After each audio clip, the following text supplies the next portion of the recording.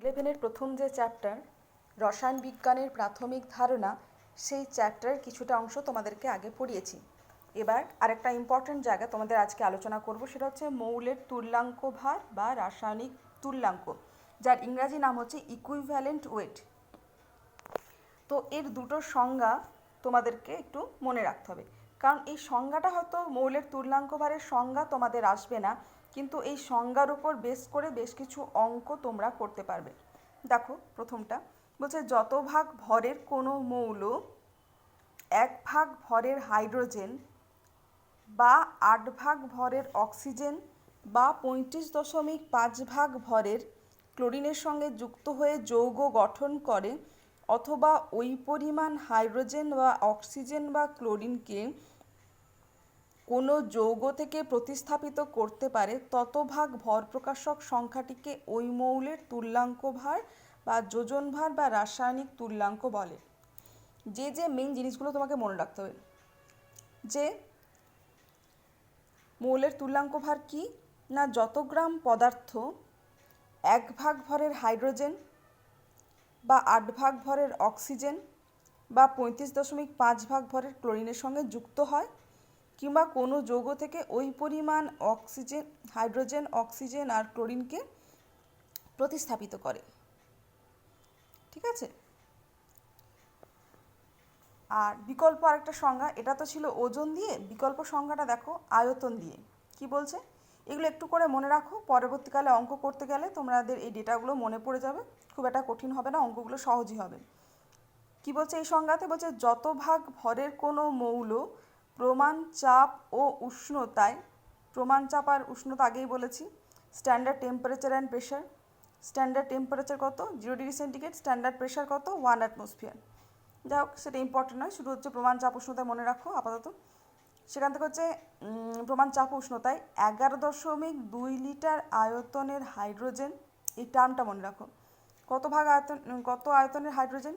11.2 litre আয়তনের hydrogen বা 5.6 litre আয়তনের অক্সিজেন বা 11.2 লিটার আয়তনের ক্লোরিনের সঙ্গে যুক্ত হয়ে যৌগ গঠন করে, অথবা ওই পরিমাণ হাইড্রোজেন অক্সিজেন বা ক্লোরিনকে ওই যৌগ থেকে প্রতিস্থাপিত করে, ততভাগ ভরের সংখ্যাটিকে ওই মৌলের তুল্যাঙ্ক ভার বা যোজন ভার বা রাসায়নিক তুল্যাঙ্ক বলে।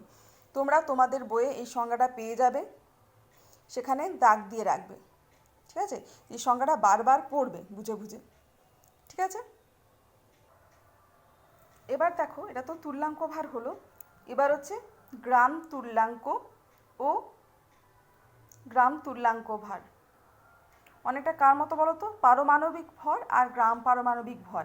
আমরা জানি পারমাণবিক ভর যত হয় সেটা যদি আমরা গ্রামে প্রকাশ করে দিই, তাহলে সেটা হয়ে যাবে তার গ্রাম পারমাণবিক ভর। একই রকমভাবে কোনো পদার্থের তুল্যাঙ্ক ভার যত, সেটাকে যদি আমরা গ্রামে প্রকাশ করি, তাহলে আমরা তার গ্রাম তুল্যাঙ্ক ভার পেয়ে যাব। ঠিক আছে, তুল্যাঙ্ক ভার কোনো মৌলের হতে পারে, কোনো মূলকের হতে পারে, বা কোনো যৌগেরও হতে পারে। ঠিক আছে, তুল্যাঙ্ক ভারের ক্যালকুলেশনের কিছু প্রসেস আছে, সেটা আমরা পরবর্তী সময়ে শিখবো। আপাতত দেখো, যেমন ধরো সোডিয়ামের তুল্যাঙ্ক ভার 23, তাহলে সোডিয়ামের 1 গ্রাম, মানে সোডিয়ামের 1 গ্রাম তুল্যাঙ্ক বা 1 গ্রাম তুল্যাঙ্ক সোডিয়াম বলতে আমরা কত গ্রাম সোডিয়ামকে বুঝবো 23 গ্রাম সোডিয়াম। একই রকমভাবে সালফেট SO4 2-, সোডিয়াম তো একটা মৌল ছিল, তোমরা জানো সালফেট একটা মূলক, তো সেই সালফেট মূলকের তুল্যাঙ্ক ভার হচ্ছে 48। তাহলে সালফেট মূলকের 1 গ্রাম তুল্যাঙ্ক বলতে কত গ্রাম সালফেটকে বুঝবো 48 গ্রাম। আচ্ছা, এটা তো ছিল মৌল, এটা ছিল মূলক। এবার ধরো এই যৌগটা, এই সোডিয়াম কার্বনেট Na2CO3, মানে তোমরা জানো সোডিয়াম কার্বনেট, তো সোডিয়াম কার্বনেটের তুল্যাঙ্ক ভার 53। তাহলে 1 গ্রাম তুল্যাঙ্ক সোডিয়াম কার্বনেট বলতে 53 গ্রাম সোডিয়ামকে বোঝায়। এবার গ্রাম তুল্যাঙ্ক সংখ্যা, সেটা কি?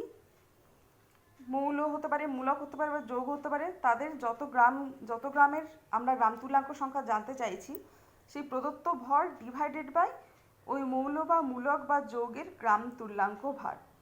যেমন ধর এখানে উদাহরণ দেওয়া আছে 5.3 গ্রাম সোডিয়াম কার্বনেট বলতে কত গ্রাম তুল্যাঙ্ক সোডিয়াম, কত গ্রাম তুল্যাঙ্ক না 5.3 ডিভাইডেড বাই এর তুল্যাঙ্ক ভার কত সোডিয়াম কার্বনেটের 53। তাহলে 5.3কে 53 দিয়ে ভাগ করবো আমরা, তাহলে আমরা পেয়ে গেলাম 0.1 গ্রাম তুল্যাঙ্ক সোডিয়াম কার্বনেট। ঠিক আছে, তাহলে এই গ্রাম তুল্যাঙ্ক এটা হচ্ছে সংখ্যা, আর গ্রাম তুল্যাঙ্ক ভার সোডিয়ামের কত না 53। আশা করি বোঝা গেছে এইটুকু জায়গা।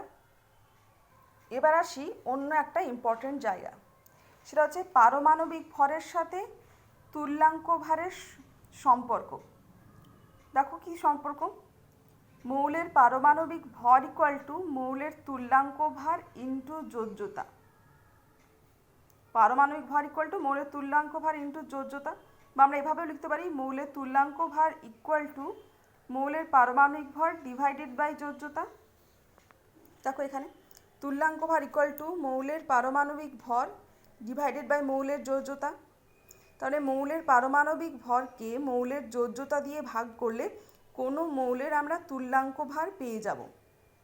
তাহলে মৌলের তুল্যাঙ্ক ভার জানার জন্য আমাদের কোন কোন দুটো ডেটা দরকার, মৌলের পারমাণবিক ভর জানা দরকার আর সেই মৌলের যোজ্যতা জানা দরকার। এই দুটো আমরা পেয়ে গেলেই সেই মৌলের তুল্যাঙ্ক ভার আমরা ক্যালকুলেট করতে পারবো। বা উল্টোটাও, তিনটে ডেটার মধ্যে ধরো যে কোনো দুটো ডেটা দেওয়া আছে, থার্ড ডেটা তুমি বের করতে পারবে। সাপোজ এমন কোনো অঙ্ক দিল যেখানে পারমাণবিক ভরের কথা বলা আছে, যেখানে তুল্যাঙ্ক ভরের কথা বলা আছে, কিন্তু তোমার প্রশ্নে মৌলের যোজ্যতাটা কোনোভাবে চাওয়া হয়েছে, তো তোমরা এইভাবে এই ইকুয়েশনটাকে কাজে লাগিয়ে মৌলের যোজ্যতাটা পেয়ে যাবে। একই রকমভাবে পারমাণবিক ভরও আননোন থাকতে পারে, সেক্ষেত্রে এই দুটো নোন থাকবে। তাহলে এই ইকুয়েশনটা বেশ ইম্পর্ট্যান্ট, তোমরা এটা মনে রাখবে। আর তুল্যাঙ্ক ভরের সংজ্ঞায় কি বলেছিলাম, এই যে কত ভাগ ভরের হাইড্রোজেন, কত ভাগ ভরের অক্সিজেন ও কত ভাগ ভরের ক্লোরিনের সঙ্গে যুক্ত হচ্ছে বা সেই সমস্ত পদার্থকে প্রতিস্থাপিত করছে, সেগুলো খেয়াল করে রাখবে। একই রকমভাবে এখানে আয়তনগুলো খেয়াল রাখবে। এর পরবর্তী ভিডিওতে আমি এর অঙ্কগুলো এখান থেকে আলোচনা করব। আচ্ছা, কোনো মৌলের তুল্যাঙ্ক ভার কিভাবে পাই সেটা তো আমরা দেখলাম, পারমাণবিক ভরের সাথে মৌলের যোজ্যতাকে দিয়ে ভাগ করলে। এবার দেখো মূলকের তুল্যাঙ্ক ভার আমরা কিভাবে ক্যালকুলেট করব। মূলকের তুল্যাঙ্ক ভার কিভাবে পাবো না, মূলকের সংকেত ভর ডিভাইডেড বাই মূলকের যোজ্যতা। উদাহরণেই ক্লিয়ার হয়ে যাবে জিনিসটা কি। সালফেট মূলকের তুল্যাঙ্ক ভার সাপোজ তোমাদেরকে ক্যালকুলেট করতে হবে। তাহলে সালফেট মূলকের কি সংকেত ভর, যেহেতু এটা একটা অণু বা যেহেতু এটা আয়নিত অবস্থায় আছে, তাই আমরা সংকেত ভর টার্মটা ইউজ করছি। সালফারের জন্য 32, 4টে অক্সিজেন আছে, তার মানে 4 × 16। সালফারের পারমাণবিক ভর 32, অক্সিজেনের পারমাণবিক ভর 16। এবার যেহেতু 4টে অক্সিজেন আছে তাই 16 × 4, তাহলে উপরে সংকেত ভর পেয়ে গেলাম। ডিভাইডেড বাই এর যোজ্যতা কত না, আমরা জানি কোনো আয়নের ক্ষেত্রে তার যে আধানটা থাকে, যত প্লাস আধান বা যত মাইনাস আধান থাকে সেইটারই মড ভ্যালু হচ্ছে যোজ্যতা, তার মানে 2 - যেহেতু তখন যোজ্যতা হচ্ছে 2। এরকমভাবে আমরা সালফেট মূলকের তুল্যাঙ্ক ভার পেয়ে গেলাম। কত এলো অ্যান্সারটা 48। মূলকের তুল্যাঙ্ক ভার হয়ে গেল। এবার ধরো তোমাদেরকে অ্যাসিডের তুল্যাঙ্ক ভার বের করতে দিয়েছে। এটা তোমাদেরকে যখন প্র্যাকটিক্যাল করবে তখন এই জিনিসটা খুব কাজে লাগবে। অ্যাসিডের তুল্যাঙ্ক ভার কীভাবে পাওয়া যায় না, অ্যাসিডের আণবিক ভরকে ভাগ করতে হয়। কী দিয়ে ভাগ করতে হয়, অ্যাসিডের মধ্যে যতগুলো প্রতিস্থাপনযোগ্য হাইড্রোজেন পরমাণু আছে, যেমন HCl মানে কি হাইড্রোক্লোরিক অ্যাসিড, তার মধ্যে প্রতিস্থাপনযোগ্য হাইড্রোজেন কটা, একটা। H2SO4 এর ক্ষেত্রে প্রতিস্থাপনযোগ্য হাইড্রোজেন পরমাণু কটা, 2 H2। HNO3 এর ক্ষেত্রে একটা। H3PO4 এর ক্ষেত্রে 3টে। তাহলে প্রতিস্থাপনযোগ্য হাইড্রোজেন পরমাণু কি বুঝে গেছো। অ্যাসিডের আণবিক ভর তো তোমরা ক্যালকুলেট করে নিতে পারবে। আণবিক ভর আমরা কি করে পাই না, যে অণুর ভর আমরা চাইছি সেই অণুর মধ্যে যে যতগুলো পরমাণু আছে এবং যত সংখ্যায় আছে তাদের পারমাণবিক ভরগুলোকে যোগ করলে আমরা আণবিক ভর পেয়ে যাই। তো এই অ্যাসিডের মধ্যে প্রতিস্থাপনযোগ্য হাইড্রোজেন পরমাণুর সংখ্যা, এটাকে কি বলে, অ্যাসিডের ক্ষারগ্রাহিতা। যেমন ধরো HCl আর H2SO4 এর ক্ষেত্রে ক্ষারগ্রাহিতা কত, এটা 1, এটা 2, আগে আলোচনা করেছি। তাই এদের তুল্যাঙ্ক ভার হবে 36.5। কেন 36.5? কারণ যদি HCl এর আমরা আণবিক ভর দেখি তাহলে ক্লোরিনের 35.5 আর হাইড্রোজেনের 1, মানে টোটাল হচ্ছে 36.5, আর এর ক্ষারগ্রাহিতা তো 1, তাহলে 36.5 ডিভাইডেড বাই 1, তাই 36.5ই আসবে। H2SO4 এর ক্ষেত্রে যদি আমরা ক্যালকুলেট করি তাহলে দেখব 2, সালফারের জন্য 32, 2 আর 32 34 আর 4, 4টে অক্সিজেন আছে, 4 × 64, 64 সঙ্গে 34 যোগ করো। আমার একটা বাংলা একটা ইংলিশে বলা হয়ে যাচ্ছে, সরি, এটা আমার খুব বাজে ভুল, বারবার এক জিনিস হচ্ছে। তাহলে 34 সাথে 64 আমরা যোগ করব, কত আসবে? 98। তাহলে 98 ডিভাইডেড বাই কত হবে? 2, যেহেতু এর ক্ষারগ্রাহিতা 2, তাহলে H2SO4 এর ক্ষেত্রে আণবিক ভর হচ্ছে 98 আর ক্ষারগ্রাহিতা হচ্ছে 2, তাই 98 ডিভাইডেড বাই 2 মানে হচ্ছে 49। বুঝতে পারছো? এইভাবে যে কোনো অ্যাসিডের তুল্যাঙ্ক ভার তোমরা ক্যালকুলেট করে নিতে পারবে। ক্ষারের ক্ষেত্রে ঠিক তার উল্টোটা। অ্যাসিডের ক্ষেত্রে যেমন ক্ষারগ্রাহিতা, ক্ষারের ক্ষেত্রে আমরা কি বলি? অম্লগ্রাহিতা। ক্ষারের অম্লগ্রাহিতাটা কি না, ক্ষারের মধ্যে যতগুলো প্রতিস্থাপনযোগ্য হাইড্রক্সিল গ্রুপ থাকে, হাইড্রক্সিল গ্রুপ কি না, OH গ্রুপটা। যেমন ধরো সোডিয়াম হাইড্রক্সাইড, এর ক্ষেত্রে অম্লগ্রাহিতা কত হবে? 1। ক্যালসিয়াম হাইড্রক্সাইড, এর অম্লগ্রাহিতা হবে 2। তাহলে ক্ষারের তুল্যাঙ্ক ভার সমান হচ্ছে ক্ষারক বা ক্ষারের আণবিক ভর ডিভাইডেড বাই ক্ষারক বা ক্ষারের অম্লগ্রাহিতা। তাহলে সোডিয়াম হাইড্রক্সাইডের আণবিক ভর কত হবে তোমরা ক্যালকুলেট করে নেবে। সোডিয়ামের 23 আর অক্সিজেনের 16, 39, আর একটা হাইড্রোজেন 40 ডিভাইডেড বাই 1, তার মানে 40 আসবে। সোডিয়াম হাইড্রক্সাইডের তুল্যাঙ্ক ভার 40, দেখো তাই এসছে। ক্যালসিয়ামের ক্ষেত্রে কী হবে? ক্যালসিয়ামের 40, অক্সিজেন আর হাইড্রোজেন মিলে 16 আর 17, 17 × 2 34, তাহলে 34, এই পার্টটা ওইচের হোল টু পার্টটা হচ্ছে 34 আর এই পার্টটা হচ্ছে 40, 34 + 40 74 ডিভাইডেড বাই 2 হবে, কারণ যেহেতু দুটো হাইড্রক্সিল গ্রুপ আছে। তাহলে 74 ডিভাইডেড বাই 2 কত আসবে? 37ই আসবে। তাহলে এরকমভাবে ক্ষারক বা ক্ষারের তুল্যাঙ্ক ভার ক্যালকুলেট করে নিতে পারবে। এবার আসি লবণের তুল্যাঙ্ক ভারে।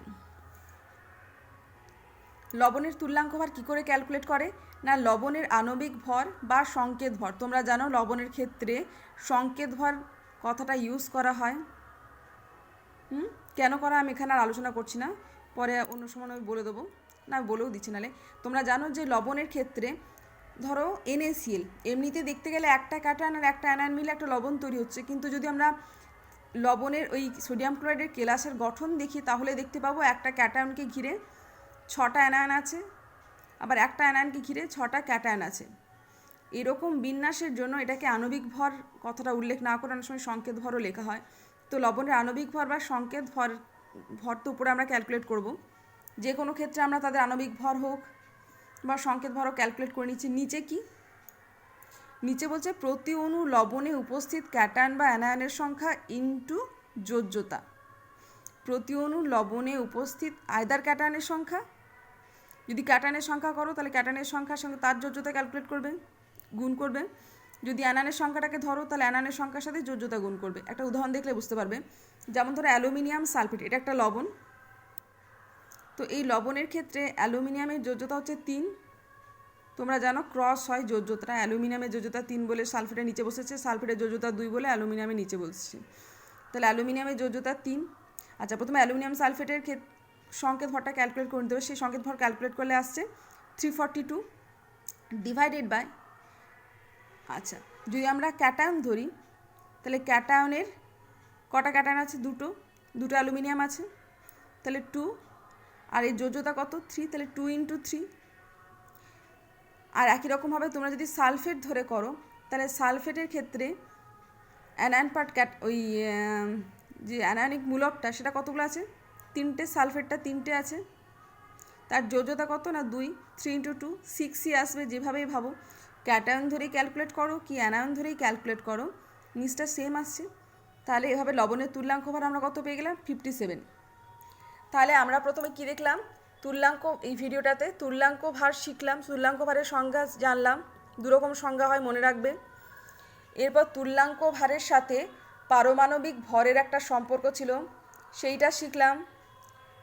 হলো এবার তুল্যাঙ্ক ভারকে ক্যালকুলেট করা। মৌলের তুল্যাঙ্ক ভার ক্যালকুলেট করার নিয়ম, মূলকের তুল্যাঙ্ক ভার ক্যালকুলেট করার নিয়ম, অ্যাসিড ও ক্ষারকের বা ক্ষারের তুল্যাঙ্ক ভারের ক্যালকুলেট করার নিয়ম, আর লবণের তুল্যাঙ্ক ভার ক্যালকুলেট করার নিয়ম। এরপর আমরা পরের ভিডিওটাতে কিছু অঙ্ক নিয়ে একটু আলোচনা করে নেব, ঠিক আছে?